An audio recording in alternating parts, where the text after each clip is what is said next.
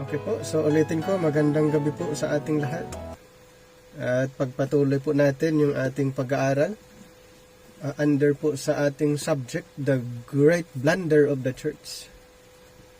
So ang pag-uusapan po natin ay the Kingdom, Gospel, and Grace.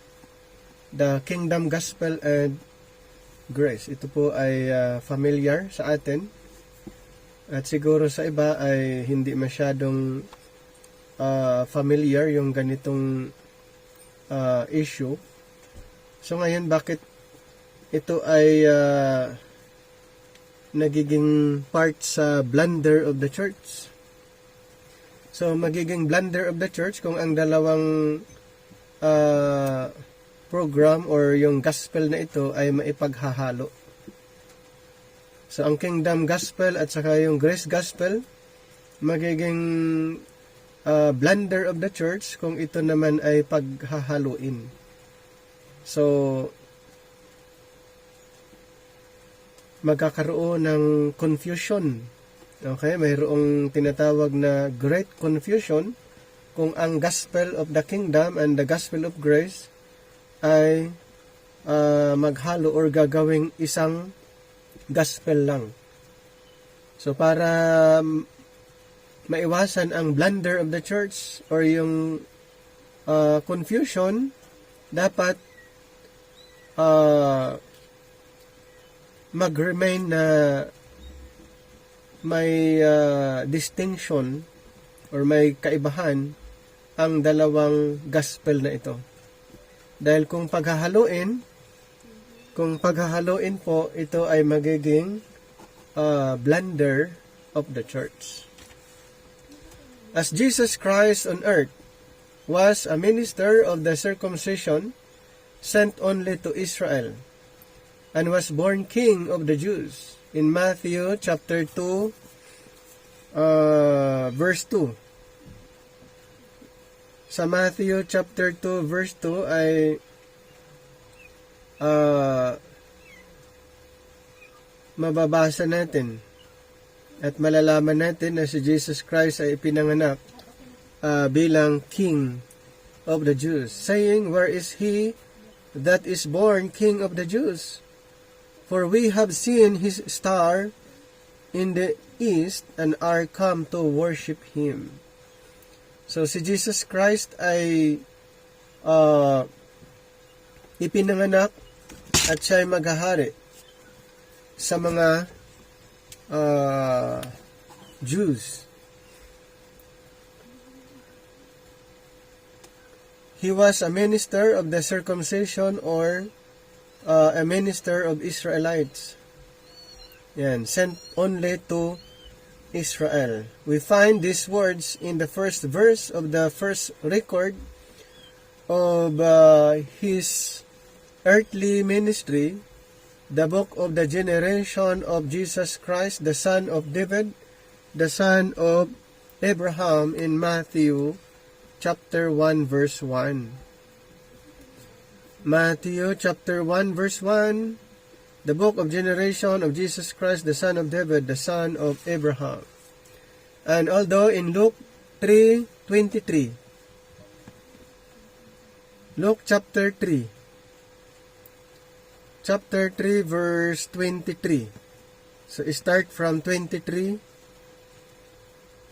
Verse 23, and Jesus himself began to be about 30 years of age, being, as was supposed, the son of Joseph, which was the son of Heli, which was the son of Mathat, which was the son of Levi, which was the son of Melchi, which was the son of Jana, which was the son of Joseph, which was the son of Mattathias, which was the son of Amos, which was the son of Nahum, which was the son of Isli, which was the son of Nagi, which was the son of Maat, which was the son of Mattathias, which was the son of Simi, which was the son of Joseph, which was the son of Judah, which was the son of Joanna, which was the son of Resa, which was the son of Zerubbabel, which was the son of Salathiel, which was the son of Neri,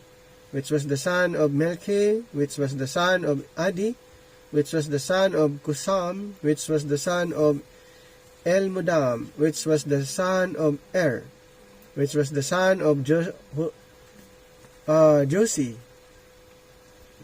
which was the son of Eliezer, which was the son of Jorim, which was the son of Mathat, which was the son of Levi, which was the son of Simeon, which was the son of Judah, which was the son of Joseph, which was the son of Jonan, which was the son of Eliakim, which was the son of Melea, which was the son of Menan, which was the son of Mattatha, which was the son of Nathan, which was the son of David, which was the son of Jesse, which was the son of Obed, which was the son of Booz, which was the son of Salmon, which was the son of Naason, which was the son of Aminadab, which was the son of Aram, which was the son of Esrom, which was the son of Paris, which was the son of Judah, which was the son of Jacob, which was the son of Isaac, which was the son of Abraham, which was the son of Terah, which was the son of Nachor, which was the son of Sarach, which was the son of Ragal, which was the son of Halak, which was the son of Heber, which was the son of Salah, which was the son of Canaan, which was the son of Arphaxad, which was the son of Sem, which was the son of Noe, which was the son of Lamech, which was the son of Matsusala, which was the son of Enoch, which was the son of Jared, which was the son of Maliliel, which was the son of Cainan, which was the son of Enos, which was the son of Seth, which was the son of Adam, which was the son of God. Yan po yung yung generation, genealogy. We find the genealogy of Mary back to Adam. So yung sa Luke chapter 3 ay genealogy ni Mary back to Adam. Yet we learn in Luke that Christ was sent to the sons and daughters of Abraham in Luke chapter 13. In Luke chapter 13 verse 16, and ought not this woman, being a daughter of Abraham, whom Satan hath bound law these 18 years, be loosed from this bonds on the Sabbath day? Ayan po. And then sa Luke chapter 19 verse 9. 19 verse 9. And Jesus said unto him, This day is salvation come to this house, for so much as he also is a son of Abraham. So napapansin niyo po yung generation ni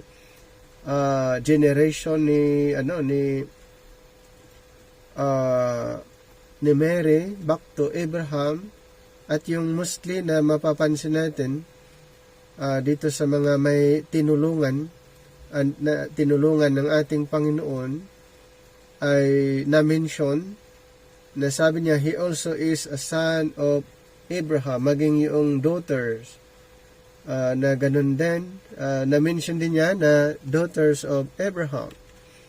Christ did not speak of Adam and the covenants God made with man before the circumcision of Abraham.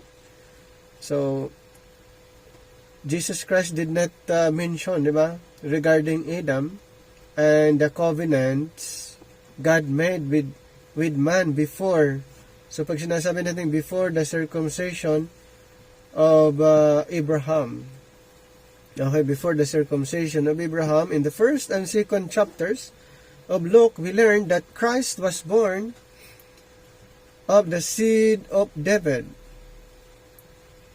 Christ was born of the seed of David, in the city of David, in the house of David, to take the throne of David, to fulfill the promises which God made to Abraham and David concerning Israel.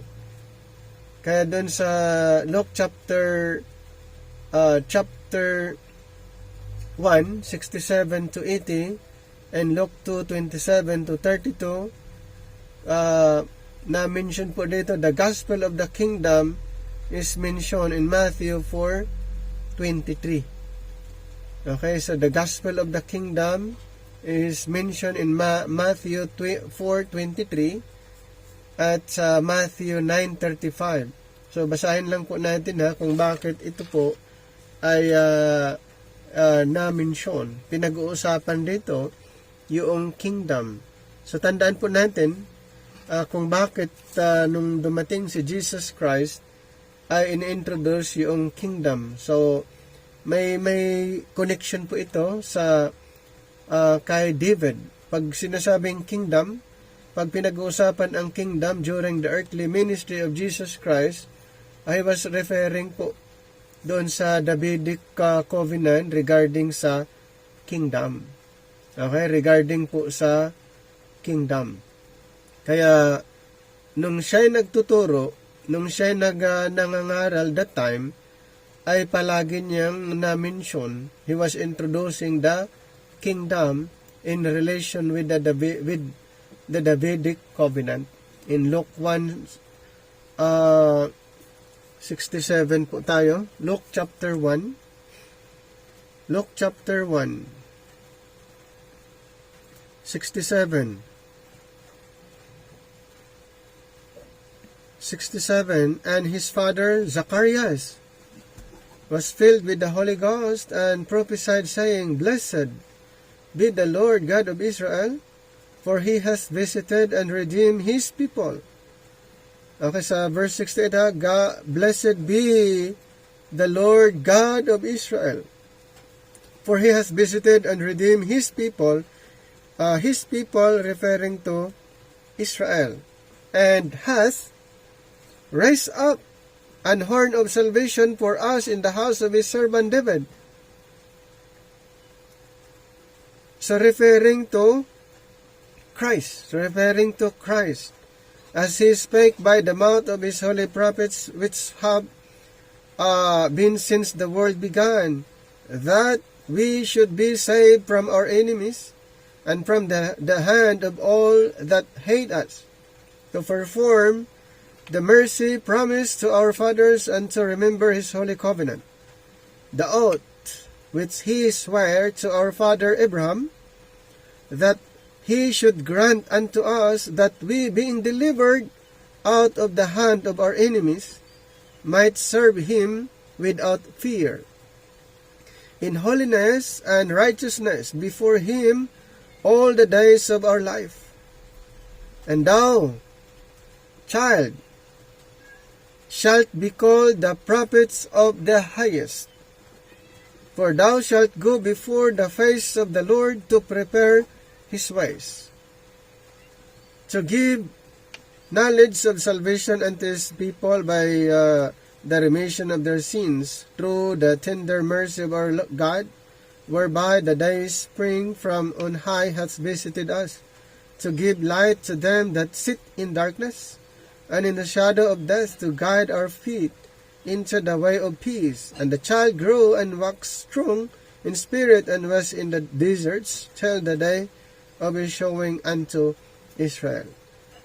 Alright, so tandaan po natin, before the Lord Jesus Christ, mayroon pong propesya regarding a forerunner.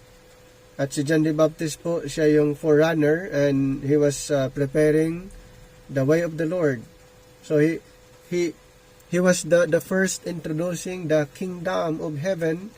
The kingdom of God is at hand. Okay?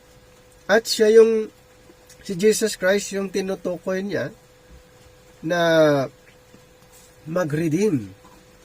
Okay, sa kanyang bayan. So, si John the Baptist first, and then, the Lord Jesus Christ. So, ipinapangaral niyang tungkol sa kingdom. And tungkol sa kingdom. And even the Lord Jesus Christ, after John the Baptist introducing the kingdom of God is at hand, and then later on, Jesus Christ was introducing the kingdom of heaven is at hand. So after na siya po ay naibaptize, and then he went and preached, the kingdom of heaven is at hand. Dito po sa Matthew chapter 4, verse 23. Verse 23, and Jesus went about all Galilee, teaching in their synagogues and preaching the gospel of the kingdom, and healing all manner of sickness and all manner of disease among the people. So ano yung ipinapangaral ni Jesus Christ?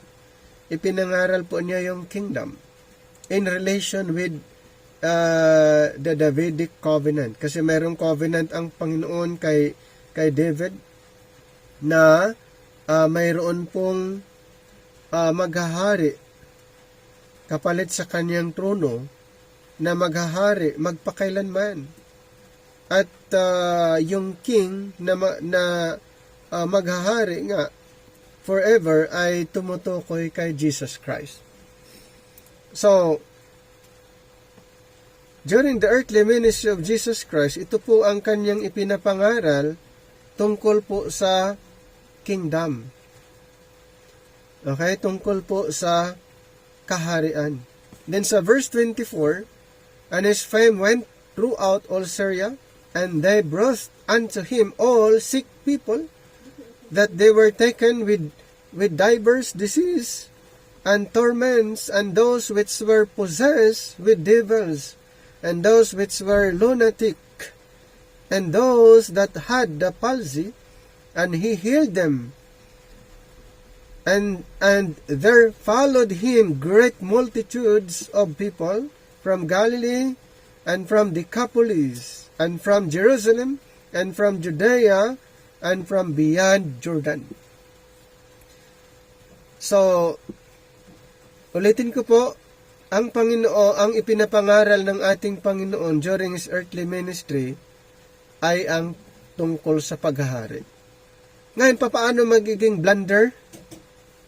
Ito po ay magiging blunder sa church kung ang gospel na ito ay dadalhin sa programa ngayon. Kung ang gospel na ito ay ipapangaral din sa mga believers ngayon, magiging blunder na po. Bakit po magiging blunder or confusion?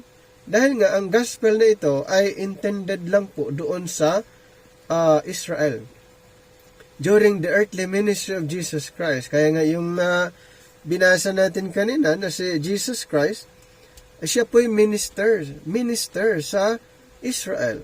At ang kanyang ipinapangaral ay tungkol sa paghahari. Tungkol po sa paghahari dito sa lupa.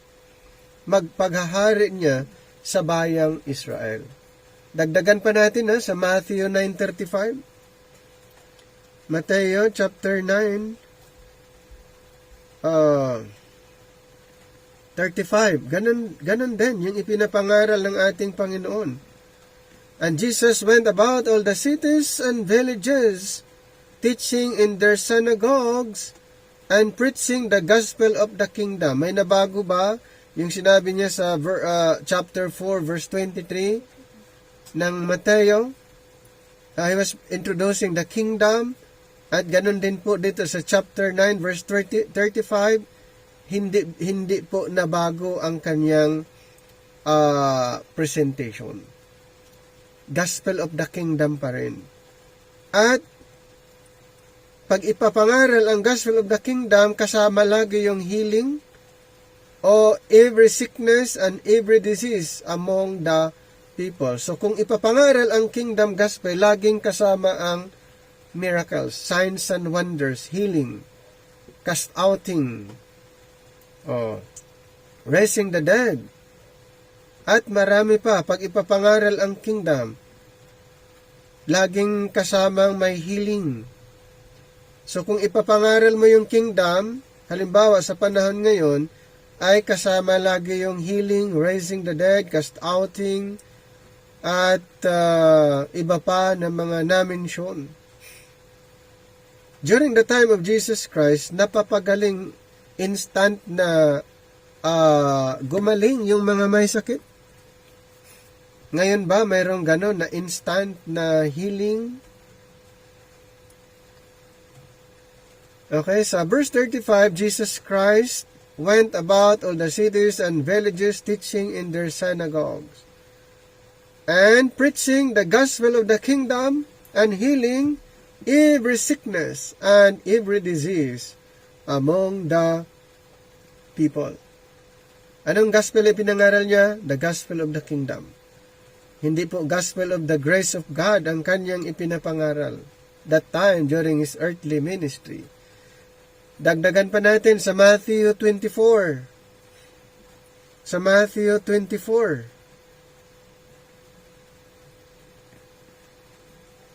14. Ano ba ang talagang ipinapangaral nila?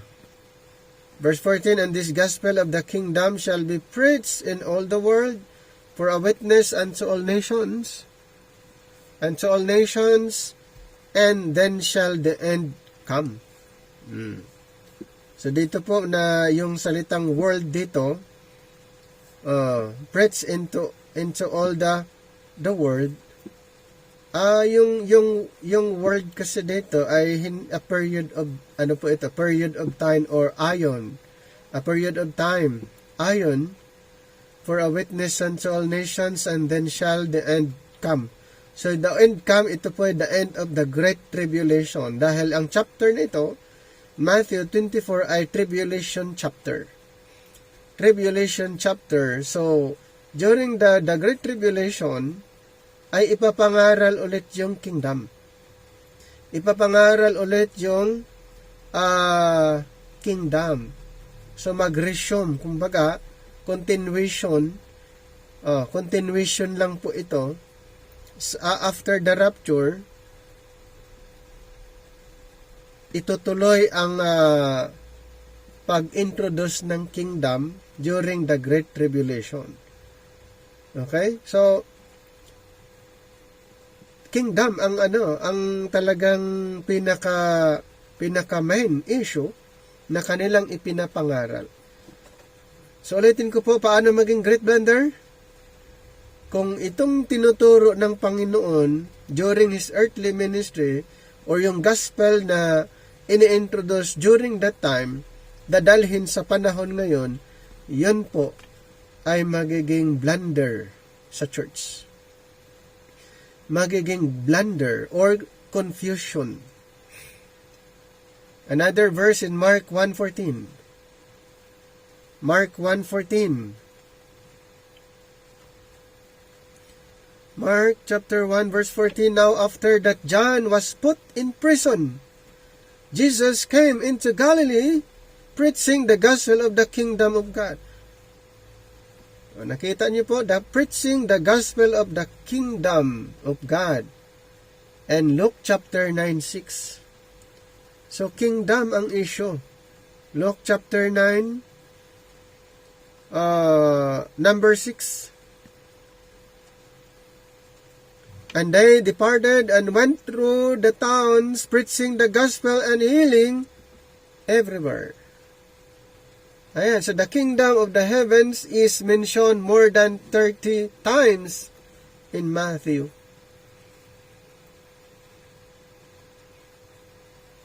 More on kingdoms, ang kingdom ang issue.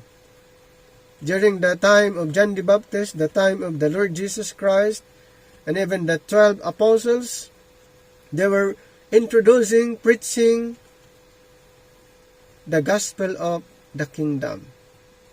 At kanino po? Dito po nababasa natin sa mga synagogues, in-introduce nila sa mga synagogues. Sino ba yung nandun sa mga synagogues? Mga Israelites. Bakit ipapangaral sa kanila yung kingdom? Dahil sila po ang nag-aantay ng king at saka yung kingdom, yung dominion. O ito ba, kung ipapangaral ngayon, effective pa ba ang gospel na ito? kung ipapangaral ngayon? Siyempre hindi. Dahil mayroong gospel po na inintroduce or ibinigay ng Panginoon para sa panahon ngayon. This kingdom had to do primarily with Israel established in their own land under their true king, David. Saan daw i-establish yung kingdom? Sa Israel, sa kanilang land. Diba? Doon po yun i-establish. Doon po yun i-establish yung kingdom, yung ipinapangaral na kingdom, doon po yun. The kingdom message and program of Matthew 10, 6-8. Babasahin natin na yung Matthew 10. Matthew chapter 10. Start natin basahin sa 5 hanggang 8. This 12, referring to the 12 apostles, this 12 Jesus sent forth and commanded them, saying, Go not into the way of the Gentiles, and into any city of the Samaritans enter ye not. So, the 12 apostles ay pinagbawalan silang pumunta sa lugar ng mga Hintel at sa mga Samaritano. Bakit sila pinagbawalan na pumunta doon? Dahil ang kanilang mission sa Israel. Ang kanilang mission ay sa Israel. Pinagbawalan silang pumunta sa lugar ng mga Hintel at maging sa mga Samaritano. Go not into the way of the Gentiles, and into any city of the Samaritans enter ye not. Number 6. But go rather to the lordship of the house of Israel. Malinaw na ang mga apostles during that time, before the death of Jesus Christ, before the crucifixion, ang mga apostol ay inutusan sila exclusively sa mga Israelites. Exclusive po sila sa mga Israelites. Ano pong ipapangaral nila pag pumunta sila sa Israel? Verse 7. And as ye go, preach, saying, the kingdom of heaven is at hand. Ano yung gospel? Kingdom. Ano yung ipinapangaral ni Jesus Christ nung binasa natin kanina? Kingdom. Parehas ba ang kanilang ipinapangaral? Parehas. Parehas ba ang receiver nung pinangaralan ni Jesus Christ at saka yung pinangaralan ng 12? Yes, Israel pa rin. So, ibig sabihin, since na Israel ang receiver, dapat ang gospel parehas. Kung ipapangaral natin itong ipinapangaral nila at ipapangaral din natin ngayon, yun po ay magiging blunder. Magiging confusion. Nakuha niyo po? Pagdating sa verse 8, tignan niyo po, kung ipapangaral ang kingdom, ito po dapat ang laging kasama. Heal the sick, cleanse the lepers, raise the dead, cast out devils, freely ye have received, freely give. So once na ipapangaral ang kingdom, laging kasama po yung healing. Ayan, pagalingin ang mga may sakit, then cleanse the lepers, raise the dead, cast out devils. O kung may mga gumagawa hanggang ngayon, yung ginagawa ng mga apostles, yung ginagawa ng ating Panginoon, yan po ay blunder. Bakit? Dahil hindi po ito ang turo sa panahon natin ngayon. Na mayroong nagkiklaim na mayroon silang power. Ang inutusan dito, yung mga apostles. Balikan natin sa verse 1. Matthew 10:1, sino ba yung authorized? Sino yung binigyan ng power? And when he had called unto him his 12 disciples, he gave them power against unclean spirits to cast them out, and to heal all manner of sickness and all manner of disease. Dito po sa chapter na ito, sino po ang binigyan ng authority? Binigyan ng power? 12 apostol. O may pastor ba na nakasama nung ibinigay ito? Wala. O bakit may mga nagpe-perform na sila may kaya nilang magpagaling ng may sakit, buhayin yung patay, at i-cast out ang mga demonyo, at marami pa na saan galing yung power nila? Dahil ang binigyan ng Panginoon ng authority ay ang mga apostol. Ngayon may mga nagkiklaim na mayroon silang kapangyarihan. Saan galing?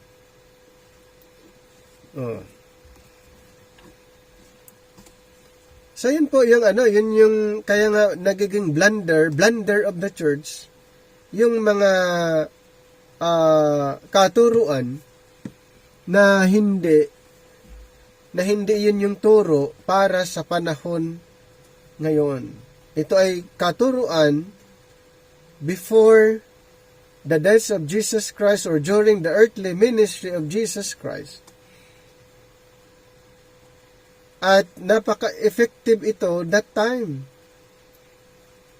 Yung talagang pagalingin ay instant healing, hindi po dumaan ng mga ilang araw, weeks, months, instant.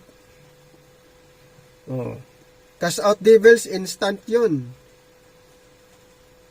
Yung buhayin yung patay, ganun din. Yung pagalingin ng may sakit, instant.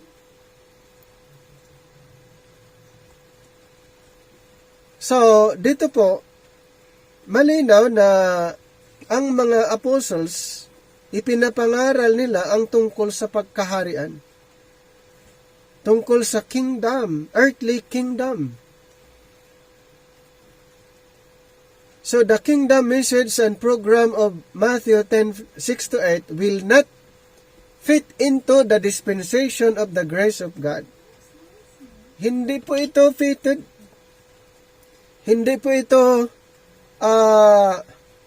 kumbaga hindi compatible. Na yung gospel ng na-mention sa Mateo ay ipapangaral under the dispensation of grace. Hindi po.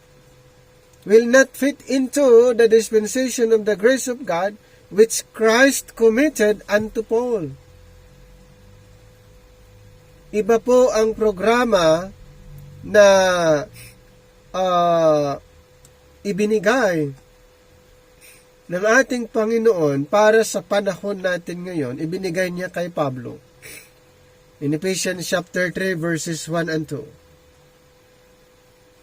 Ephesians chapter 3 verses 1 and 2. For this cause I, Paul, the prisoner of Jesus Christ for you Gentiles, if ye have heard of the dispensation of the grace of God, which is given me to you ward. And then verse 3, how that by revelation he made known unto me the mystery, as I wrote afore in few words.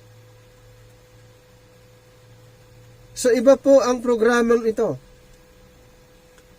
Kaya nagiging blunder po dahil pinaghahalo yung gospel na yung teaching matatagpuan sa Matthew, Mark, Luke, and John ay inahahalo. Yan po ang blunder. Yan po ang great confusion sa church. Ano po ang kailangan para maiwasan ang blunder of the church? Ang great confusion sa church? Rightly dividing the word of truth. Ang solution po dyan, right division. Rightly dividing the word of truth is the key to understanding the Bible. Yun po ang susi maiwasan po ang blunder of the church, rightly dividing the word of truth ang solusyon. Katulad nito sa pinag-uusapan natin, ang gospel of the kingdom na ini-introduce during the time of Jesus Christ, even the 12 apostles, ipinapangaral doon sa bayang Israel, and then, ito pong nakakalungkot na tayong mga Gentile believers ngayon ay ipapangaral din natin yung kingdom na na-mention sa Matthew, Mark, Luke, and John, na tayo ay gospel din para sa panahon ngayon. Yan po yung confusion. And the all spiritual blessings in the heavenlies for members of the body of Ephesians who are seated in the heavenlies in Christ. Ephesians chapter 2, 5 to 6. Ephesians chapter 2, verses 5 to number 6. Even when we were dead in sins, has quickened us together with Christ. By grace ye are saved. Number 6. And has raised us up together and made us sit together in heavenly places in Christ Jesus. O di ba yung kingdom pinag-aralan natin kanina, more on earth, earthly. More on earthly kingdom. Pero ang body of Christ sit together in Christ in heavenly places. So we are seated with Christ in heavenly places. Yung kingdom na ipinapangaral ay i-establish dito sa lupa, sa land ng mga Israel. Mayroon bang mag-connect ba yung dalawa? Yung kingdom at saka yung sa grace? Hindi. Kasi ang grace, ang ipinapangaral patungkol sa langit. Ang kingdom, ang ipinapangaral tungkol sa i-establish na kingdom dito sa lupa at particular doon sa land of Israel. Kaya magiging blunder kung pagsamahin nga earthly and heavenly. Naunawaan nyo na hindi talaga pwedeng ganon. Magiging blunder po yun. Diba? There is a great difference between the gospel of 2 Timothy 1:9 and 10 and the gospel of the kingdom. Basahin natin 2 Timothy 1:9, 2 Timothy 1:9 to number 10, who hath saved us and called us with an holy calling, not according to our works, but according to his own purpose and grace, which was given us in Christ Jesus before the world began. In verse 10, but is now made manifest by the appearing of our Savior Jesus Christ, who has abolished death, and hath brought life and immortality to light through the gospel. Mayroon pong malaking kaibahan between the gospel of the grace and the gospel of the kingdom. Compare Matthew 10:6 to 8 with 2 Timothy 1:9 to 11. Ang laki po ng kaibahan dahil ang gospel of grace, ang dispensation of grace ay heavenly. Ang gospel of the kingdom ay earthly. Clear po ba sa atin yan? Matthew chapter 10:6 to 8, but go rather to the lordship of the house of Israel. Sino po ang inutusan? Dito po ang mga 12 apostles. And as ye go, preach, saying, the kingdom of heaven is at hand. Anong ipinapangaral nila? Grace or kingdom? Kingdom. Sino po ang receiver ng kingdom? Gospel? Israel. Napakalinaw po. Dito pa sa binasa natin, clear. to the house of Israel. The 12 apostles were prohibited to go to the Gentile, and even the city of the Samaritans. Ang ipapangaral nila, kingdom. Ngayon po, ipapangaral din ng mga believers ngayon, kingdom. Bakit kaya? Naunawaan kaya nila yung kanilang ipinapangaral na kinukuha nila dito sa Matthew 10? Diba? Kasi kung naunawaan nila, hindi nila ipapangaral na ito yung gospel para sa ngayon. Kaya nga, great blunder of the church. The kingdom of heaven is at hand. Heal the sick, cleanse the lepers, raise the dead, cast out devils, freely ye have received, freely give.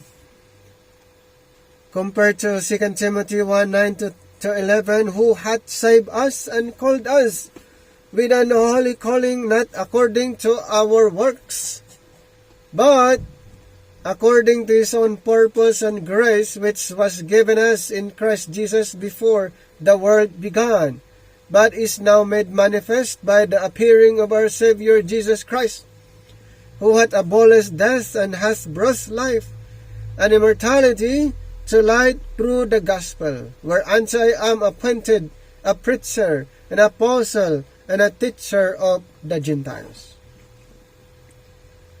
Si Apostle Paul, apostol, teacher, preacher ng mga Hintil. Hindi po yung 12.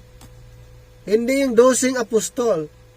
At ang nakakalungkot, sa panahon ngayon, ang Muslim ini-introduce, ipinapangaral, ay ang teaching ng mga apostles. Kaya pala, blunder of the church. Nakakalungkot. Think of the confusion. Think of the confusion and failure that would result if an evangelist should try to carry out in this day of grace the program of Matthew 10, number 6-8. Imagine natin na ganon ang ipapangaral ng isang evangelist, preacher, teacher. Sa panahon ngayon we're under grace program, at ang ipapangaral ay Matthew 10, 6-8. Nakuha niyo po yung yung point ko doon. Isipin natin na sa panahon ngayon under grace, isang teacher, preacher, evangelist,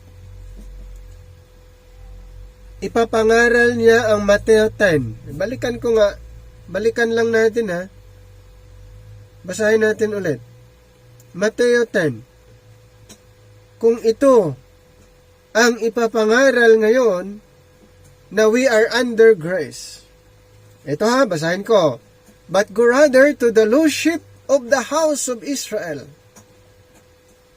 Isa house of Israel lang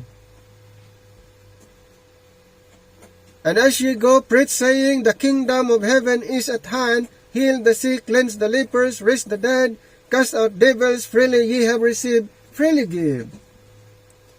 Ano yung instruction? Ano yung nababasa natin? But go rather to the lordship of the house of Israel. Paano nagiging confusion yun?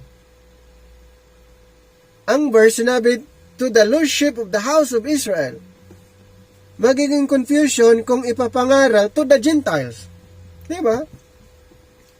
Napakalinaw sa verse, but go rather to the lordship of the house of Israel.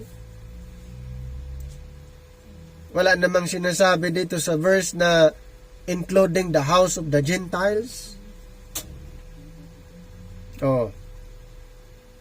Kaya yun yung pinupunto natin kung bakit confusion or blunder of the church, dahil ipinapangaral yung doktrina na hindi doktrina para sa panahon ngayon. We are under grace. Supposed to be, ang ipapangaral natin ay gospel of grace. Hindi po kingdom gospel.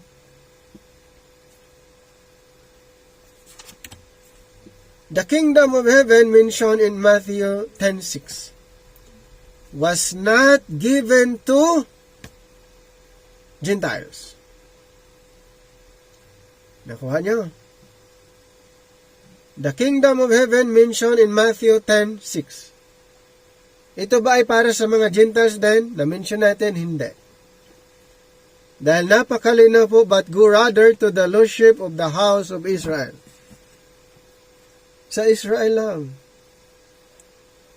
Was not given to the Gentiles. The kingdom mentioned in Matthew 10:6 was not given to Gentiles in Christ before the world began.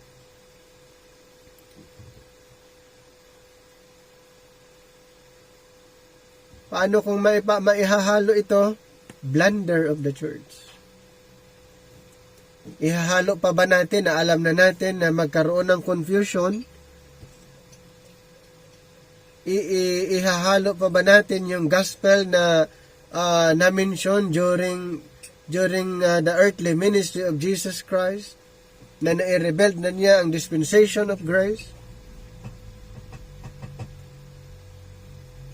We are under grace at ipapangaral ba natin yung gospel of the kingdom na hindi tayo part sa earthly kingdom? Ayun yung pag-iisipan natin. The kingdom of heaven mentioned in Matthew 10:6 was not given to Gentiles in Christ before the world began, but was promised Israel after Abraham was circumcised. Doon lang po ipinangako ang kingdom sa mga Israelites after na circumcise si Abraham. Doon lang po. Kaya hindi pwede na pagsamahin. Yang Panginoon nga mismo na nagsabi na hindi nga pwedeng magsama, siya mismo ang naglagay ng boundary. Siya mismo ang naglagay ng boundary, but go rather to the lordship of the house of Israel. Kung basahin natin ulit yung verse 5 sa Matthew 10, this 12 Jesus sent forth and commanded them, saying, Go not into the way of the Gentiles. Malinaw.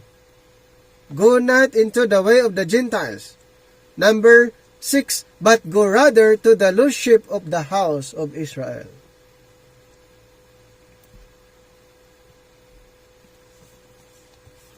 Kaya nga nagkakaroon ng great confusion sa church or blunder of the church dahil pinaghahalo, pinagmix yung kingdom gospel and grace gospel. Siguro hindi alam ng karamihan. Siguro hindi nila alam na yun ay naghalo. Di ba? Pwede. Kasi kung alam nila na naghahalo, baka pipiliin nila na ipapangaral yung grace. Kaya yung sinasabi natin, ang solution po dyan, right division. We're introducing rightly dividing method when it comes to understanding the scripture. Right division. In this period of grace, the evangelist preaches eternal life through faith in the crucified and resurrected Christ. And then the pastors and teachers teach the members of the body of Christ to walk by faith and not by signs. Di ba? Dapat ang mga grace believers saved by grace. We preach eternal life through faith in the crucified and resurrected Christ. Mga teachers lahat, members, or iba, ambassadors, walk by faith, not by signs. O, di ba? Signs. Di ba? Yun naman yun eh.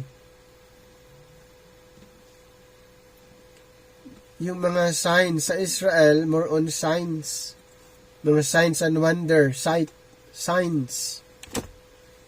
No grace messenger would preach for this dispensation, heal the sick. So kung grace messenger, hindi po siya mangangaral ng heal the sick, cleanse the lepers, raise the dead, cast out devils, freely ye have received, freely give. Kung ang isang tao ay grace believer, hindi niya ipapangaral ang heal the sick. Kung siya ay grace believer, hindi niya ipapangaral ang cleanse the lepers, raise the dead, cast out devils. According sa Matthew 10:8. Okay?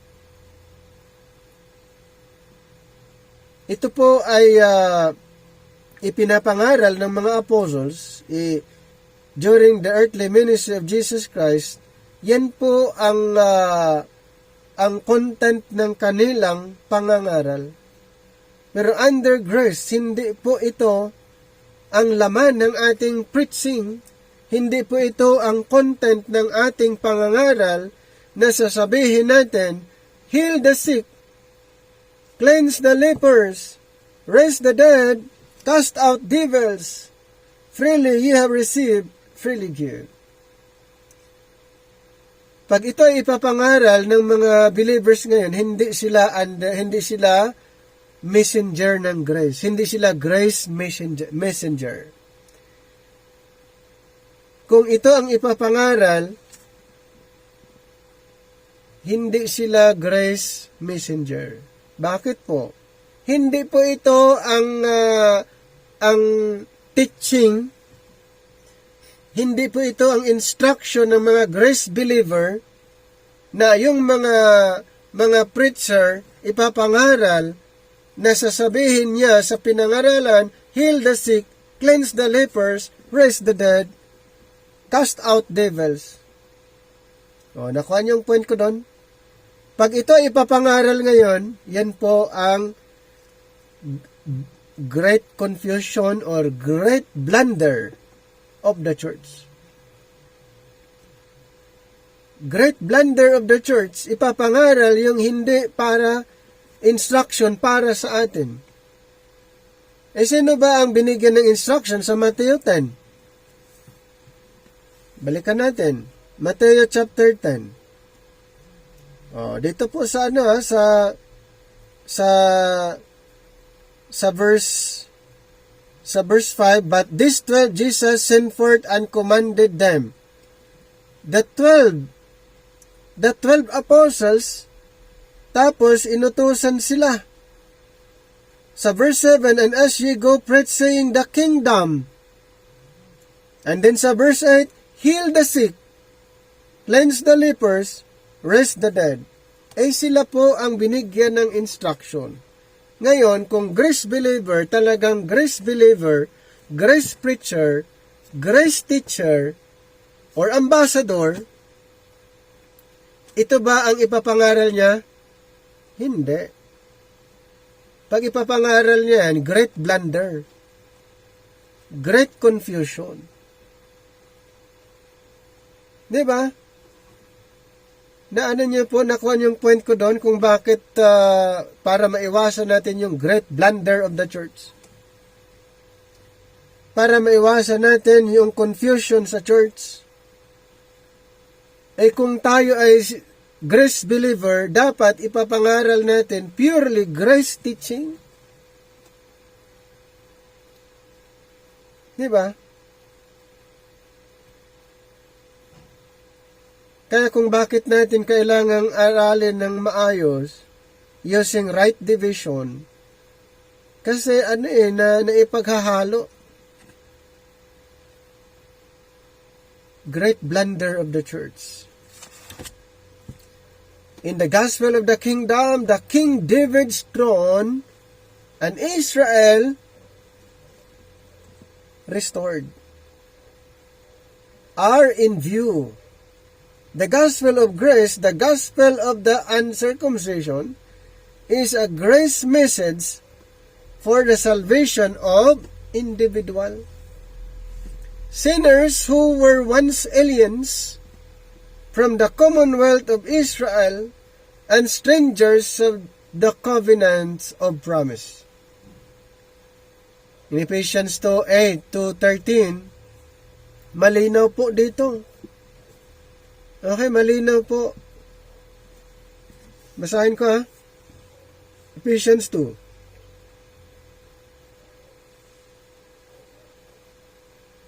Verse 8 hanggang 13. For by grace are ye saved through faith, in that not of yourselves, it is the gift of God, not of works, lest any man should boast. For we are his workmanship, created in Christ Jesus unto good works, which God has before ordained that we should walk in them. 11. Wherefore, remember that ye being in time past Gentiles in the flesh, who are called uncircumcision by that which is called the circumcision in the flesh, made by hands. 12. That at the time ye were without Christ, being aliens from the commonwealth of Israel, and strangers from the covenants of promise, having no hope, and without God in the world. 13. But now in Christ Jesus, ye who sometimes were far off, are made nigh by the blood of Christ. O may kinalaman ba yung covenants na tayo ay nagiging part under this present time? We are part or members of the body of Christ. May covenants ba na pinagbabasyan na tayo naging bahagi? Wala po. Through the blood. We are made nigh by the blood of Christ. We are saved by grace. Ang salvation po ay totally by the grace of God. Under the kingdom program, hindi po ganon. Hindi po ganon ang content ng kanilang pangangaral. Under the dispensation of grace. So we are introducing base po sa grace ng Panginoon. Kaya nga ang kingdom gospel at saka grace gospel hindi po pwedeng pag-isahin na gospel. Magkaiba yung content ng dalawang gospel. Magkaiba po ang nilalaman ng gospel na ito.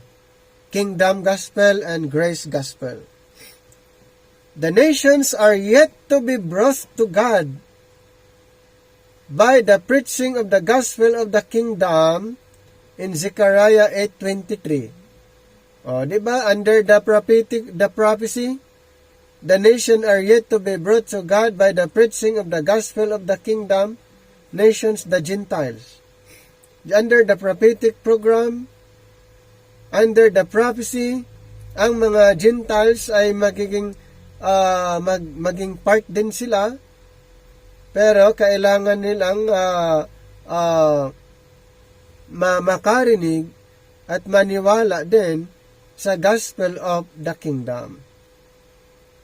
At kung ito ay mapakinggan nila, maniwala sila, lalapit sa mga Israelites dahil ang mga Israel sa time na ito, sila yung channel of blessing. Under the prophetic program, ang Gentile mabless through Israel. Ang Gentiles mabless through Israel. Kaya pag narinig, mapakinggan nila ang gospel of the kingdom, maniwala sila through Israel. Maniniwala sila at mabless sila through Israel. Zechariah 8:23. Zechariah chapter 8 verse 23. Thus says the Lord of hosts, in those days it shall come to pass that 10 men shall take hold out of all languages of the nations, even shall take hold of the skirt of him that is a Jew, saying, we will go with you, for we have heard that God is with you. So maraming hintel na nais na sumama, gustong sumama sa isang Hudyo. So ibig sabihin, naniwala sila sa gospel of the kingdom, at sabi nila, narinig namin na ang Panginoon ay nasa inyo. Sasama kami. Dagdag natin yung Isaiah 61. Isaiah 61 verse 19 to 20. 61 Isaiah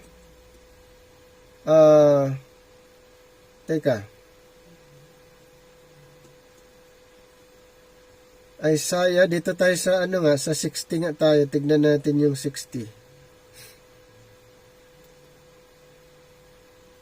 The sun shall be no more thy light by day, neither for brightness shall the moon give lights unto thee, but the Lord shall be unto thee an everlasting light, and thy God thy glory. Thy sun shall no more go down, neither shall thy moon withdraw itself.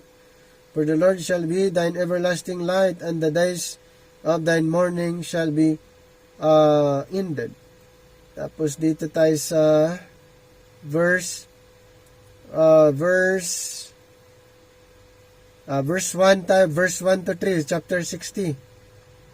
Arise, shine, for thy light is come, and the glory of the Lord is risen upon thee. For behold, the darkness shall cover the earth, and gross darkness the people, but the Lord shall arise upon thee, and his glory shall be seen upon thee. Number 3, tignan pa, number 3, and the Gentiles shall come to thy light, and kings of the brightness of thy rising. Lift up thine eyes around about and see. All they gather themselves together, they come to thee. Thy son shall come from far, and thy daughter shall be nursed at thy side. So the Gentiles shall come to thy light. The kingdom age is to follow this present age. So after the dispensation of grace, next the kingdom. Okay, after the Great Tribulation. So under the New Covenant, all Israel is to know the Lord. All Israel under the New Covenant, ang Israel, alam nila. Alam nilang Panginoon. Hebrews 8 and 8. Hebrews chapter 8. We start reading 8 hanggang 10. Verse 8, for finding fault with them, he saith, behold, the days come, says the Lord, when I will make a new covenant with the house of Israel and with the house of Judah, not according to the covenant that I made with their fathers, in the day when I took them by the hand to lead them out of the land of Egypt, because they continued not in my covenant, and I regarded them not, saith the Lord. And then, verse 10, for this is the covenant that I will make with the house of Israel. Okay, the covenant na gagawin ng Panginoon ay sa house of Israel. After those days, says the Lord, I will put my laws into their mind and write them in their hearts, and I will be to them a God, and they shall be to me a people. So, sa New Covenant po, ganito ang covenant ginawa ng Panginoon intended for the house of Israel. In connection with Romans 11:26, yung na-mention ni Apostle Paul after the fullness of the Gentiles, or dito po sa 11:26 ng Roma, and so all Israel shall be saved, as it is written, there shall no come out of Zion the deliverer, and shall turn away ungodliness from Jacob. And then 27, for this is my covenant unto them, referring to Israel, when I shall take away their sins. Kailan po? Sa millennium na, pag na-establish ang New Covenant. So is to be for our fathers' sake in Abraham, Isaac, Jacob in Romans 11:27 to 29. So verse 27, for this is my covenant. Diba? Yung sinasabi dito, unto them, referring to the Israelites, I shall take away their sins. And then verse 28, as concerning the gospel, they are enemies for your sakes. But as touching the election, they are beloved for the Father's sakes. For the gifts and calling of God are without repentance.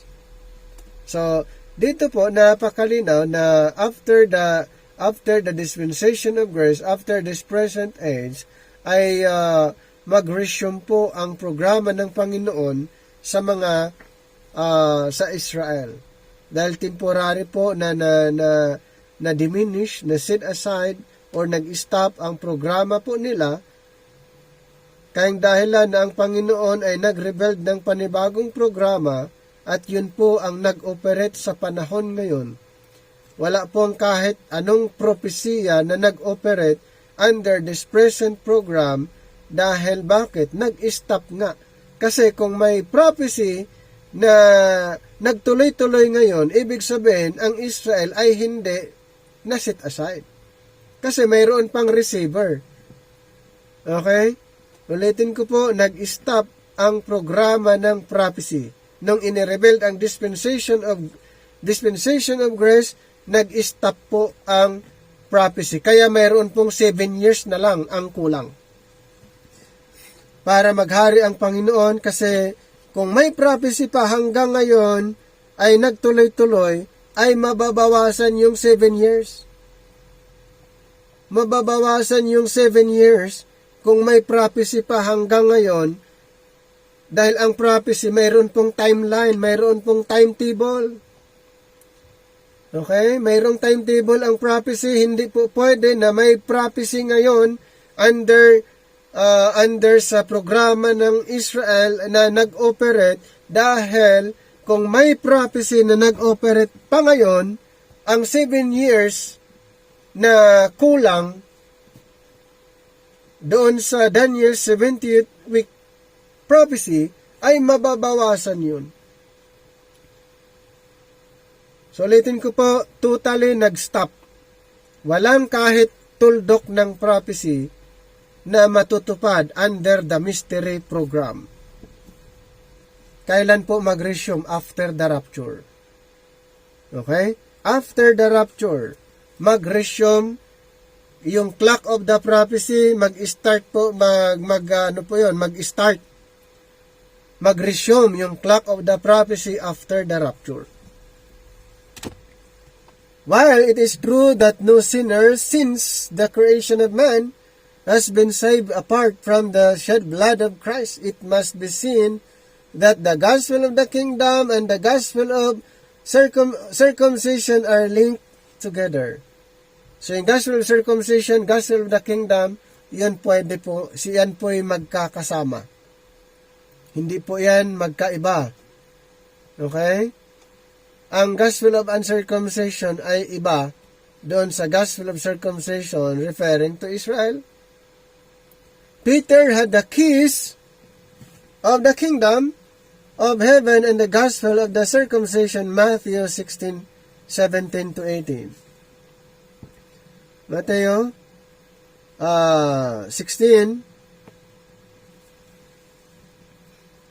Matthew 16:17. Verse 17, and Jesus answered and said unto him, Blessed art thou, Simon Bar-Jonah, for flesh and blood hath not revealed it unto thee, but my Father which is in heaven.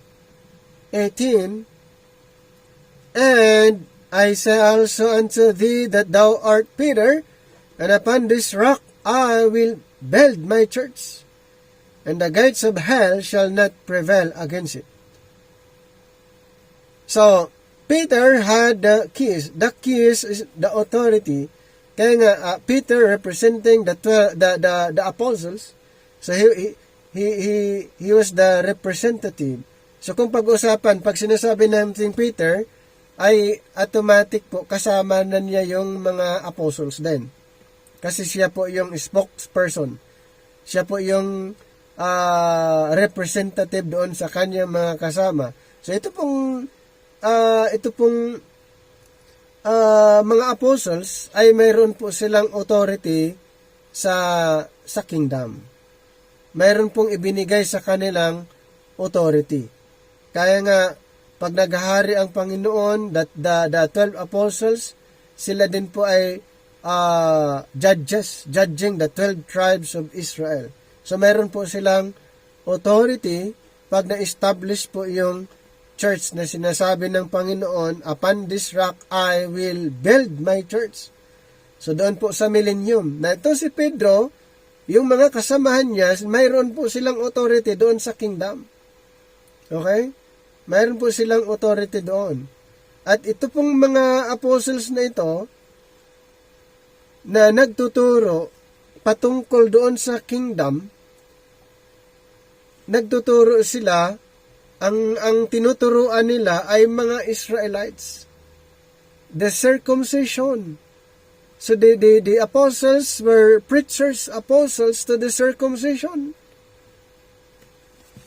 Mayroon silang agreement sa Galatians 2. Nagkaroon sila ng agreement with Apostle Paul na si Pedro doon sa mga circumcision or Israel. 2:7. But contrariwise, when they saw that the gospel of the uncircumcision was committed unto me, referring to Pablo, as the gospel of the circumcision was unto Peter. Number 8.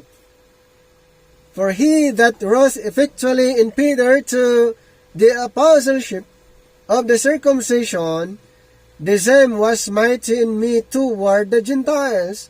And when James, Cephas, and John, who seemed to be pillars, perceived the grace that was given unto me, they gave to me Barnabas, the right hands of the fellowship, that we should go unto the heathen or the Gentiles, and they unto the Israelites, the circumcision.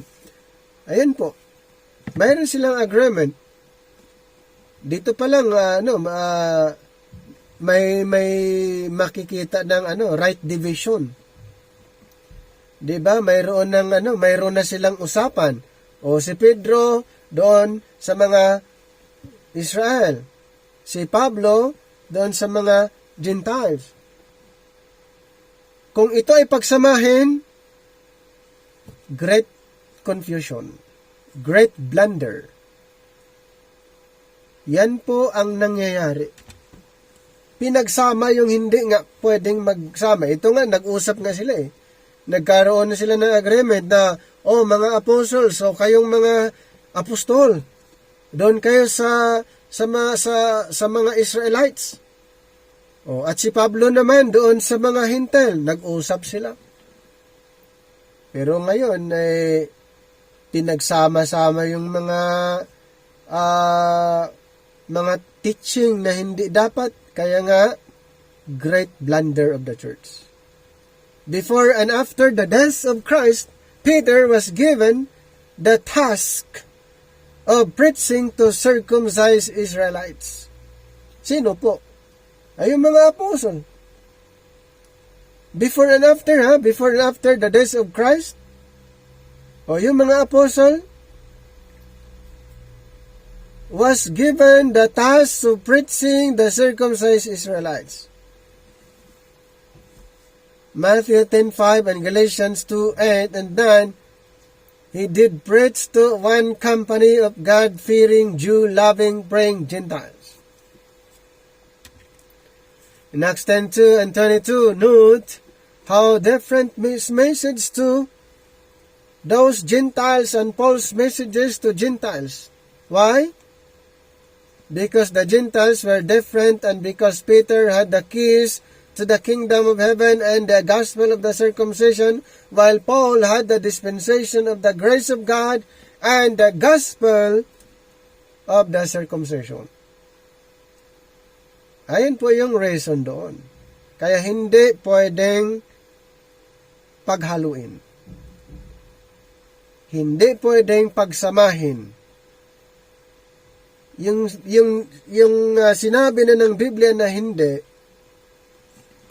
din pwede nating pagsamahin. Yung hindi nga pwede.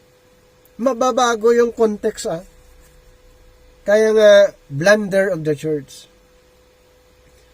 Great blunder of the church.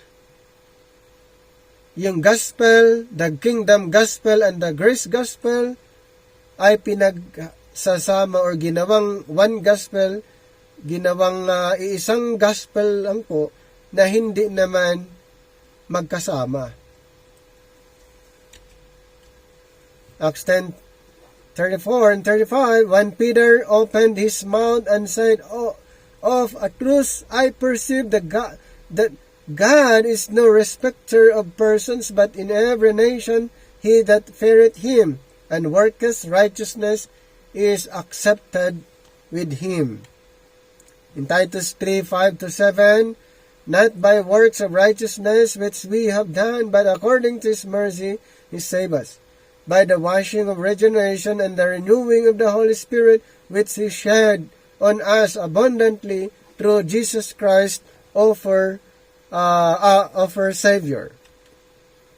In the book of Acts, there is no record that Peter or any of the 12 preached outside of the land of the circumcision, or with the exception of the household of Cornelius. So any but the circumcision. If they did for a while, Galatians 2:7-9, brought that ministry to an end. This has reference to that Acts period. So yun po, mayroong agreement. Kaya itong mga apostles, mayroon silang agreement during the Acts period, maliban naman kay Cornelius. Si Cornelius ay proselyte. Hindi naman si Pedro ang nagturo kay Cornelius. Siya po ay a secret follower po ng ating Panginoon. Okay, believer na po yan. Nung na-meet niya si Pedro, si Cornelius, believer na po. So, hindi si Pedro ang nagturo. Dahil ang mission talaga nila ay sa mga circumcision. Yun talaga ang mission ng mga apostles. Yun ang kanilang mission. Pinag-uusapan na po. Magkaroon sila ng agreement. Thus, we see from the day Abraham was circumcised about 1893 BC, in Genesis 17, until Cornelius was saved, Acts 10, until the Holy Spirit said in Acts 13:2, separate me, Barnabas and Saul, for the work whereunto I have called them. Both Israelites and Gentiles received blessings from God on the condition of circumcision. Therefore, the gospel of the circumcision takes us back to Genesis 17:6-16, about 1893 BC.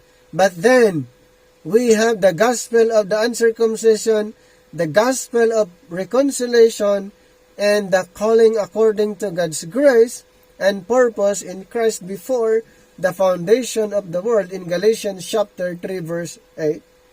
In chapter 2:7, 2 Corinthians 5:17-21, and 2 Timothy chapter 1 verse 9 to 10. Okay? So, dito po makikita natin ang distinction between doon sa Gospel of the Kingdom. So, we have the Gospel of Reconciliation. We are introducing po yung God's grace and purpose before the foundation of the world. So the words to Paul in Acts 26:16, "But rise and stand upon thy feet, for I have appeared unto thee for this purpose, to make thee a minister and witness, both of these things which thou hast seen, and of those things in the which I will appear unto thee." So Apostle Paul, siya po ay minister. Siya po ay ministro, apostle, teacher ng mga Hintil.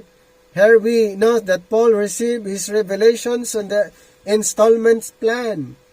So the students of the scriptures must recognize the principle of progressive revelation and see how new revelations from heaven may supplement divine truth previously revealed or many superseded. So, mayroon po yung hindi minsanan yung natanggap ni Pablong revelation, mayroon tinatawag na gradual or the progressive revelation, unti-unti po, until hanggang Acts 28 o hanggang natapos yung transition. During transition kasi, ang Panginoon mayroon siyang gradual na may tinatawag gradual changes, at ang Panginoon ay mayroon siyang progressive revelation during the transitional period. This should show us that fallacy of red lettering the words which God spoke in His Son in Matthew, Mark, Luke, as though these words were more important for the members of Christ's body than the messages of Romans, Ephesians, Colossians, and other books. So, di ba yung mga red letters na karamihan, yun yung sinasabi na ito ay salita ng Panginoon, kaya mas mahalaga kumpara doon sa writings ni Apostle Paul. Bakit ganon? Kasi nga, hindi nila naunawaan ng maayos, hindi pinag-aralan ang Biblia rightly divided, na kinunclude ng karamihan na ang Matthew, Mark, Luke, and John ay mas mahalaga kaysa ibang books dahil si Kristo daw ang nagsasalita doon. Mas mahalaga kaysa ibang books. Pero hindi po. Yan ay mga speculation po lamang yan, dahil hindi naunawaan kung ano yung inirebeld ng ating Panginoon at kung bakit pumili ang Panginoon ng isa pang apostol para sa mga Hintil. The words which Christ from heaven gave Paul for the members of His body are as much inspired as are the words of Jesus in the Gospels, and are equally as important for the obedience and practice of believers in this day of grace. Yung inirebeld ng Panginoon kay Apostle Paul, yun po ang pinakamahalaga, dahil ang instruction ng mga believers ay doon po matatagpuan sa Romans to Philemon. Doon sa writings ni Paul, ang instruction para sa church, the body of Christ. In fact, we dogmatically affirm that all scripture from Genesis to Revelation should be studied in light of Romans, Ephesians, Colossians, if we would rightly divide and rightly appropriate and apply the word of truth. Yun po ang kailangan. Lahat ng nasa Bible aaralin, pero i-apply natin ang right division. I-apply natin ang right division. Yun po ang kailangan po. To avoid confusion, to avoid doon sa great blunder, right division. Rightly dividing the Word of God, rightly dividing the Word of truth is the key to understanding the Scripture.